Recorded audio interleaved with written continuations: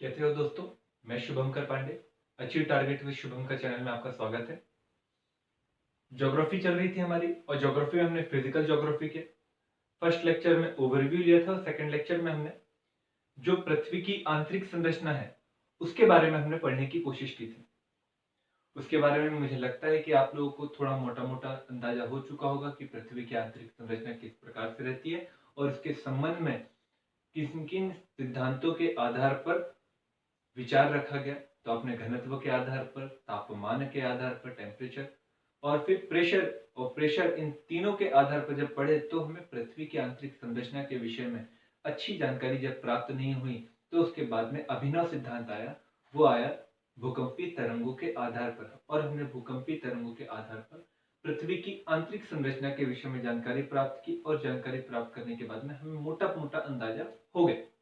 अब ये थी पृथ्वी की आंतरिक संरचना, पर अब पृथ्वी की हमें बाह्य संरचना जो हमें दिखाई देती है उसके विषय में अध्ययन करना है। तो उसके विषय में अध्ययन करना है तो आप एक डायग्राम जरूर बनाइएगा अपनी कॉपी में। तो उस डायग्राम के माध्यम से आपको क्लियर होते चलेगा कि ऊपरी संरचना में हमें किन किन बातों का अध्ययन करना है।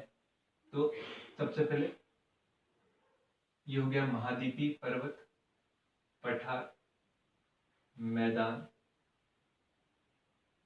मग्न तट, ढाल, उभार, कटक, भ्रंश और इसके बाद में आपको मैं नामकरण कर देता हूं। यहां से आगे पानी और ये पानी आ गया तो हमें जो दूसरा चैप्टर है हमें उसके बारे में अध्ययन करना है जो है बाह्य संरचना। ठीक है, तो हमने ये है पर्वत, उसके बाद ये पठार, मैदान, तट, मग्न तट,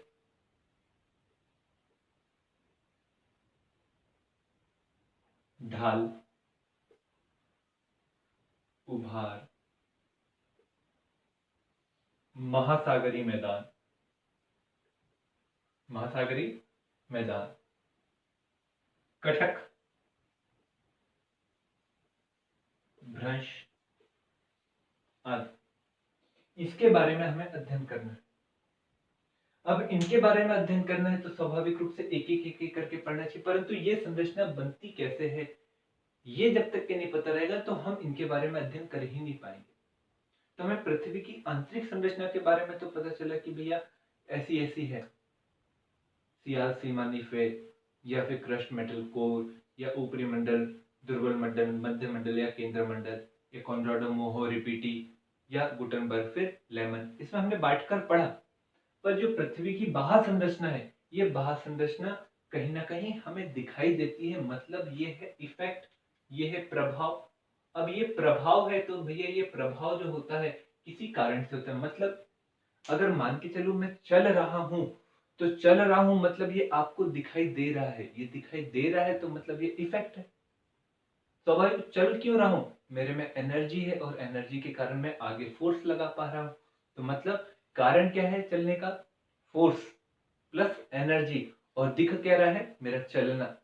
तो मतलब ये जो संरचना है ये हमें दिखाई दे रही है, परंतु ये बनने के पीछे क्या कारण रहे, तो वो कारण रहे ये प्रभाव हो गया। और कारण क्या रहा, बल, बल या फोर्स, एफ ओ। क्लियर हुआ। तो हमें ये देखना है कि वो बल कितने प्रकार के होते हैं, कैसे होते हैं, तो हमें ये भी ध्यान में रखना है। बल के बारे में जब हम शुरू करेंगे, ये बल साइंस के जैसा नहीं है परंतु मिलता जुलता ही है। हमें साइंस के फंडामेंटल को ध्यान में रखना है तो हमें अपने आप कहीं ना कहीं ज्योग्राफी के बाह्य संरचना के विषय में जानकारी एकत्रित हो पाएंगी। तो इसके बाद में आप लोग कोशिश करिएगा कि एक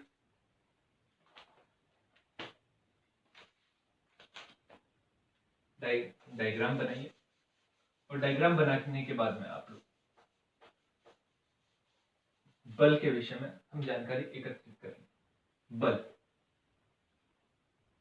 ये बल जो होता है बेटा दो प्रकार का हमें दिखाई देता है। एक आंतरिक प्रभाव के कारण जिसे अंतर्जात बल के नाम से जाना जाता है, मतलब नीचे से लगने वाला बल, और एक बाह्य प्रभाव के कारण उसे कहा जाता है बहिर्जात बल। कौन सा बल? बहिर्जात बल। आंतरिक बल जो रहता है उसकी जो तीव्रता रहती है, उस तीव्रता के आधार पर इस बल को दो भागों में बांटने की कोशिश की गई। किसे? आंतरिक बल या अंतर्जात बल को। जो धीरे धीरे आता है, उस धीरे धीरे आने वाले बल को हम पटल विरूपण संचलन के नाम से जानते हैं। और जो तीव्र गति से आता है उस बल को हम आकस्मिक संचलन के नाम से जानते हैं। ये एकदम तीव्र गति से होता है, एकाएक हमें परिवर्तन दिखाई देता है। तो यहां तक की कोई दिक्कत? बल कितने प्रकार के होते हैं? अंतर्जात बल जो अंदर से ऊपर की ओर लगता है, बहिर्जात बल जो ऊपर से नीचे की ओर लगता है। यह पटल विरूपण संचलन आगे चलकर पुनः बढ़ता है, उसे कहा जाता है प्लेट विवर्तनिकी संचलन। मतलब प्लेट का चलना, एक दूसरे की ओर चलना, धीरे धीरे चलती है प्लेटें। तो मैं ये प्लेट क्या होती है आपको प्लेट टेक्टोनिक थ्योरी में मुझे बताना है, परंतु आप याद रखें प्लेट विवर्तनिकी संचलन। ये प्लेट चलती है तो इस चलने के दौरान आपको प्लेट का चलना जब क्षैतिज आधार पर हो तो उस प्लेट विवर्तनिकी संचलन को हम पुनः दो भागों में बांटने की कोशिश करते हैं, क्षैतिज और ऊर्ध्वाधर आधार पर। तो हम इस प्रकार के संचलन को जब दो भागों में बांटते हैं तो बांटने के बाद में मैं इसी प्लेट विवर्तनिकी संचलन के लिए एक यहां से ऐसा बता देता हूं।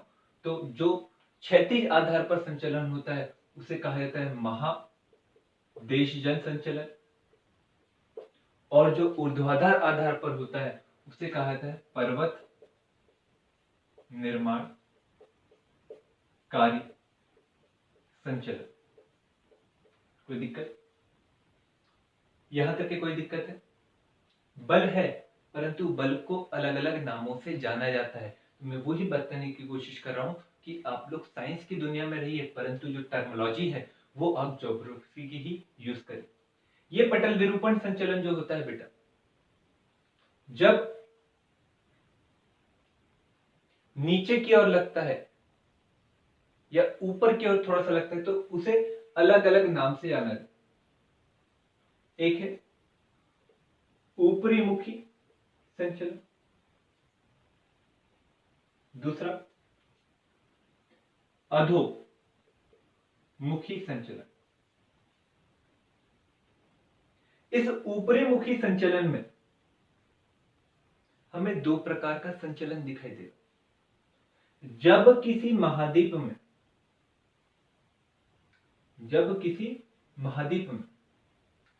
आसपास के स्थान की तुलना में कोई भाग ऊपर की ओर उठता है तो इस प्रकार के संचलन को ऊपरी मुखी संचलन तो कहा जाता है, और इसके माध्यम से हमें पठार का निर्माण दिखाई देता है। किसका निर्माण दिखाई देता है? पठार। तो मतलब जो बाह्य संरचना हम देखने वाले थे उसमें हमने बोला था कि पर्वत के बाद पठार, तो पठार का जो निर्माण होता है वो बल के माध्यम से होता है। वो बल किस प्रकार का रहता है? ऊपरी मुखी संचलन। कोई दिक्कत? और इसी दौरान जब ये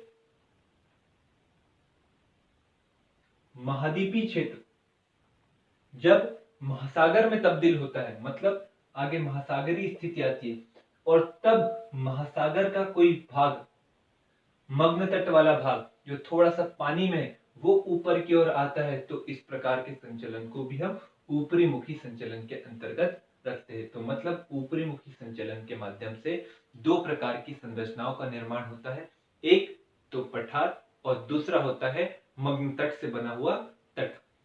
तो अधोमुखी संचलन से किसका निर्माण होगा? अधोमुखी का मतलब होता है नीचे की ओर होने वाला संचलन, मतलब आइटसाइड की तुलना में, मतलब एक महाद्वीप की जो महाद्वीप की स्थिति है उसमें आइटसाइड की आजू बाजू की तुलना में अगर कोई भाग नीचे की ओर जाता है तो इस प्रकार के संचलन को अधोमुखी संचलन कहा जाता है। और महाद्वीप में इस प्रकार के संचलन के माध्यम से जिस संरचना का निर्माण होता है उसे कहा जाता है बेसिन। उसे क्या कहा जाता है?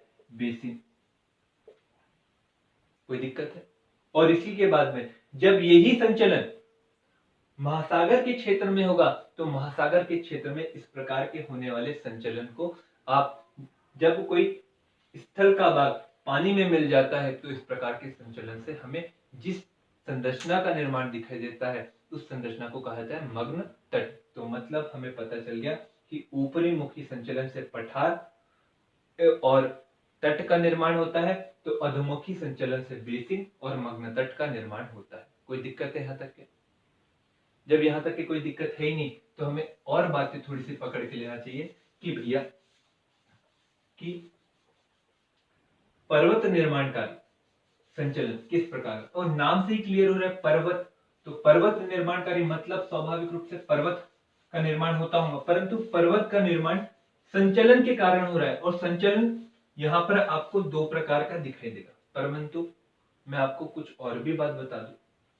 जब इसी पर्वत निर्माणकारी संचलन को मैं यहां पर लिखता हूं, पर्वत निर्माणकारी संचलन। जब संचलन, पहला, जब संचलन एक दूसरे की दिशा की ओर हो तो इस प्रकार के संचलन को हम पर्वत निर्माणकारी संचलन के अंतर्गत वलयकारी संचलन के नाम से जानते हैं। मतलब जब दो प्लेटें एक दूसरे से टकराती है तो टकराने के बाद में ये प्लेटें ऐसी टकराती है, टकराने के बाद में ऊपर की ओर उठती है, तो ऊपर की ओर उठने के बाद में फोल्ड बनता है और उसी फोल्ड को कहा जाता है वलय। तो इस प्रकार के संचलन को क्या कहा जाता है? वलयकारी संचलन। दूसरा, जब प्लेटें एक दूसरे से दूर जाती है तो दूर जाने के बाद में धीरे धीरे इन दोनों प्लेटों के बीच में गैप आता है। तो सबसे पहले आपको चटकन दिखाई देंगे। क्या दिखाएंगे? चटकन। चटकन के बाद में दरार, दरार के बाद में भ्रंश। तो मतलब इस पर्वत निर्माणकारी संचलन में दो प्रकार का संचलन होता है, एक वलयकारी संचलन और एक होता है भ्रंशकारी संचलन। तो इन दोनों संचलनों के माध्यम से कुछ संरचनाओं का निर्माण होता है। तो हमें सबसे पहले ये देखना है कि भैया वलयकारी संचलन में वलय कितने प्रकार के होते हैं। जब वलय कितने प्रकार के हो जाएंगे तो आपको अपने आप क्लियर हो जाएगा कि वलयकारी संचलन से किन किन संरचनाओं का निर्माण होता है। तो हम देखते हैं वलय। तो हम देखेंगे वलय के प्रकार। तो आप 2 मिनट में एक डायग्राम जरूर बनाइएगा।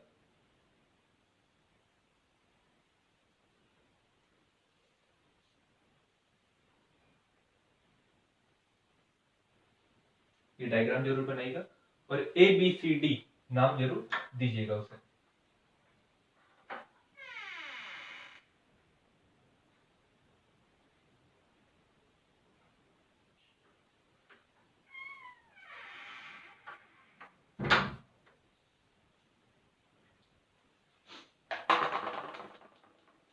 A B C D और E। थोड़ी सी बात याद रखिएगा। जब प्लेटें एक दूसरे की ओर चलती है तो चलने के बाद में वलय का निर्माण होता है और ये वलय अलग अलग आकृति के होते हैं, इसलिए हम वलय के क्या देख रहे हैं? प्रकार। क्या देख रहे हैं? प्रकार। तो पहला वलय जिसमें दोनों भुजा एक साइड और दूसरे साइड की भुजा का कोण बराबर हो, इस प्रकार के वलय को सममित वलय कहा जाता है। सममित वलय। जब दोनों भुजा बराबर भी नहीं हो और कोण भी बराबर नहीं हो, उसे कहते हैं असममित वलय। जब दोनों भुजा में से एक भुजा 90 डिग्री का एंगल बना रही हो, तो 90 डिग्री का एंगल, और दूसरी भुजा 45 डिग्री का एंगल बना रही हो, तो इस प्रकार के वलय को एक दिग्नत वलय के नाम से जाना जाता है। एक भुजा कैसे बना रही हो, 90 डिग्री का एंगल और दूसरा 45 डिग्री का, तो इस प्रकार के वलय को कौन सा वलय कहा जाता है, एक दिग्नत वलय। फिर चौथा प्रकार का वलय, जब दोनों भुजा समानांतर हो परंतु क्षैतिज नहीं हो, इस प्रकार के वलय को समनत वलय कहा जाता है। कौन सा वलय, समनत वलय।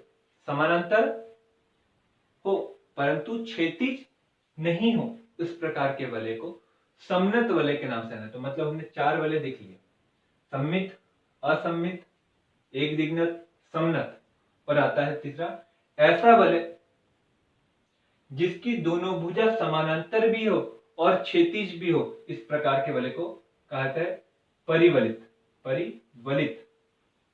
वलय। दूसरा, कोण के आधार पर, जब दो वलयों के बीच का कोण 90 डिग्री से कम हो, 90 डिग्री से कम हो, तो इस प्रकार के वलय को कहा जाता है बंद वलय। इस प्रकार के वलय को क्या कहा जाता है, बंद वलय। और जब दो वलय के बीच का जो कोण रहता है वो 90 से 180 के बीच में होगा, तो इस प्रकार के वलय को कहा जाता है किस प्रकार का वलय, खुला वलय। तो हमने वलय के प्रकार देख लिए, और आपको विश्व में कई सारे वलयकारी पर्वत दिखाई देंगे, तो उसमें कुछ हो गए सममित, कुछ हो गए असममित, कुछ हो गए एक दिग्नत, कुछ हो गए समनत, कुछ हो गए परिवलित, कुछ खुले वलय, कुछ बंद वलय। तो आपको इस प्रकार के वलय वाले पर्वत दिखाई देंगे। वलयकारी पर्वत है परंतु किस प्रकार का है, ये आपको वलय के प्रकार से समझ में आ जाएगा। कोई दिक्कत है? इसी के बाद में हमें जो पर्वत निर्माणकारी में जो हमें भ्रंशकारी पर्वत दिखाई दे रहे थे, तो हमें भ्रंश कहते किसे है ये तो पता चल गया, परंतु भ्रंश के प्रकार कितने होते हैं ये भी तो हमें पता होना चाहिए। तो हम इसी दौरान भ्रंश के प्रकारों को भी जानने की कोशिश करेंगे। जब भ्रंश के प्रकार हमें पता हो जाएंगे तो हमें अपने आप समझ में आ जाएगा कि ये जो भ्रंश है इससे किस किस संरचना का भी निर्माण हो सकता है। तो भ्रंश के प्रकार, यदि मैं भ्रंश के प्रकार की बात करूं तो भ्रंश या फॉल्ट, भ्रंश के प्रकार, यदि मैं भ्रंश के प्रकार के बारे में बात करूं तो भ्रंश हमें 4 प्रकार के दिखाई देते हैं। कितने प्रकार के बेटा? 4 प्रकार के। पहला सामान्य भ्रंश, नाम से जो है, जैसा हमने कहा था कि जब दो प्लेटें एक दूसरे के विपरीत चलती है तो बीच में जो गैप बनता है, इस प्रकार के भ्रंश को कहा जाता है सामान्य भ्रंश। कोई दिक्कत? इसी के बाद हमें दो प्लेटें एक दूसरे के ऊपर चल रही है और उसके कारण, क्षेपित होने के कारण जिस भ्रंश का निर्माण होगा, क्षेपित होने के कारण जिस भ्रंश का निर्माण होगा उस भ्रंश को हम व्युत्क्रम भ्रंश के नाम से दें। मतलब प्लेटें एक दूसरे की ओर तो चल रही है परंतु एक प्लेट नीचे है, एक प्लेट ऊपर है, और एक प्लेट नीचे और ऊपर होने के कारण वलय भी बन रहा है परंतु बीच में थोड़ी सी पट्टी गैप में भी आ रही है, इसलिए से वलयकारी भ्रंश भी कहा जाता है और क्षेपित या भ्रंश भी कहा जाता है और व्युत्क्रम भ्रंश भी कहा जाता है। मतलब एक दूसरे के और चल रही है प्लेटें। थोड़ी सी इस बात को गौर करिएगा। कोई दिक्कत? कोई नहीं दिक्कत? इसी के बाद हमें एक और भ्रंश दिखाई देगा, जो भ्रंश हमें एक ही दिशा में बनता हुआ दिखाई देगा, जैसे स्लोप रहता है, जैसे स्लोप बनता है कि आपको ऊपर से नीचे, नीचे से ऊपर से नीचे, उसके नीचे, उसके नीचे, उसके नीचे, इस प्रकार के भ्रंश का भी निर्माण होता है। इस प्रकार के भ्रंश को सोपानी, कौन सा भ्रंश? सोपानी भ्रंश के नाम से जाना है। तो हमने पहला भ्रंश देखा बेटा, सामान्य भ्रंश। जो सामान्य भ्रंश नाम से ही क्लियर है कि भैया पहला भ्रंश, जब दो प्लेटें विपरीत दिशा में चल रही हो तो इस प्रकार के संरचना जो भ्रंश की रहती है वो सामान्य भ्रंश की रहती है। विक्रम भ्रंश मतलब एक दूसरे के और चल रहे हैं और चलने के बाद में वलय का भी निर्माण हो रहा है और वलय के निर्माण के साथ में हमें कुछ पट्टी खाली दिखाई दे रही है जिसके कारण खाई का निर्माण हो रहा है। उस प्रकार के भ्रंश को विक्रम भ्रंश या वलयकारी भ्रंश के नाम से जाना है। इसी के बाद में ऐसा भ्रंश जिसमें आपको दिखाई देगा भ्रंश का तो निर्माण हो रहा है परंतु एक ही दिशा में, जब एक ही दिशा में भ्रंश का निर्माण होगा तो हमें इस प्रकार के भ्रंश को क्या कहा जाता है? सोपानी भ्रंश। कोई दिक्कत? अगला आता है ऐसा भ्रंश जो प्लेटों के समानांतर ऐसे चलने के कारण समानांतर, एक दूसरे की और नहीं, एक दूसरे से विपरीत नहीं, एक दूसरे के समानांतर चलने के कारण, विपरीत दिशा में इस प्रकार के चलन के कारण, इस प्रकार के संचलन के कारण जिस भ्रंश का निर्माण होता है उसे कहता है नति लंबी भ्रंश। तो हमने भ्रंश के क्या देखे? प्रकार देखने की कोशिश की। पहला सामान्य भ्रंश, दूसरा विक्रम भ्रंश, तीसरा सोपानी और चौथा कौन सा भ्रंश? नतिलंब। अब इस भ्रंश के आधार पर हमें कुछ संरचना भी दिखाई देंगी और इन्हीं संरचना के बारे में हमें पढ़ना है कि भैया इस भ्रंश के आधार पर कौन कौन सी संरचनाओं का निर्माण होता है। और जब ये संरचनाओं का निर्माण हमें पता चल जाएगा तो अपने आप क्लियर हो जाएगा कि भैया भ्रंश क्या होता है। तो हमें भ्रंश से बनने वाली संरचना, इसके बारे में अध्ययन करना है। तो सबसे पहले हमें भ्रंश घाटी, इसके बारे में पढ़ें। सेकंड लिखिएगा ब्लॉक पर्वत, ब्लॉक पर्वत के बाद में हौश पर्वत। प्रमुख रूप से पहला लिखा आपने भ्रंश घाटी, दूसरा लिखे ब्लॉक पर्वत, तीसरा लिखे हौश पर्वत और चौथा लिख लीजिए रैंप घाटी। ब्लॉक पर्वत किसे कहा जाता है, हौश पर्वत किसे कहा जाता है, सबकी अपनी अपनी एक अवधारणा। भ्रंश घाटी का निर्माण जब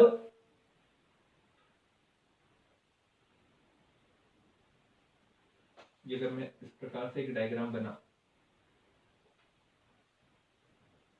जब आउटसाइड का हिस्सा स्थिर रहता है और बीच का हिस्सा लगातार नीचे की ओर जाते रहता है, इस प्रकार के इससे जो संरचना बनती है उसे कहा जाता है भ्रंश घाटी। कोई दिक्कत है? इसी के बाद में आपको रैंप में जब आउटसाइड का हिस्सा